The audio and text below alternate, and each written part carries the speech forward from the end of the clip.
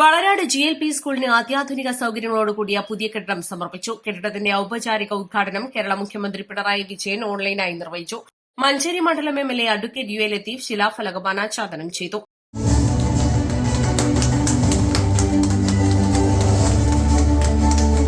വിദ്യാലയങ്ങൾ മാത്രമല്ല, ധാരാളം സ്വകാര്യ വിദ്യാലയങ്ങളുണ്ട്.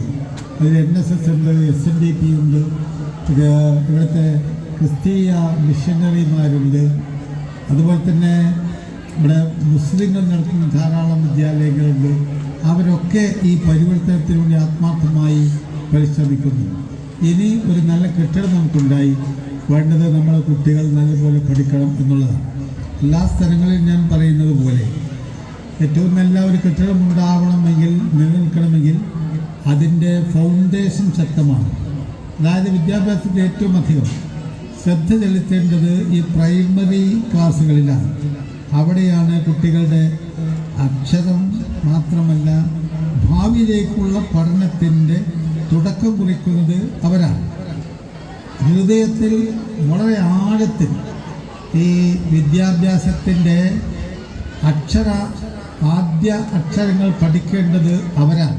നാടിന്റെ ഗ്രാമീണ സൌന്ദര്യത്തിന് വിജ്ഞാനത്തിന്റെ പൊൻവെളിച്ചം പകർന്ന് ജ്വലിച്ചു നിൽക്കുന്ന വളരാട് GLP സ്കൂൾ ഒരു ചരിത്ര മുഹൂർത്തത്തിന് സാക്ഷ്യം വഹിച്ച സ്കൂളിന് പുതിയ കെട്ടിടം എന്ന നാടിന്റെ ചിരകാല സ്വപ്നം യാഥാർത്ഥ്യമായി.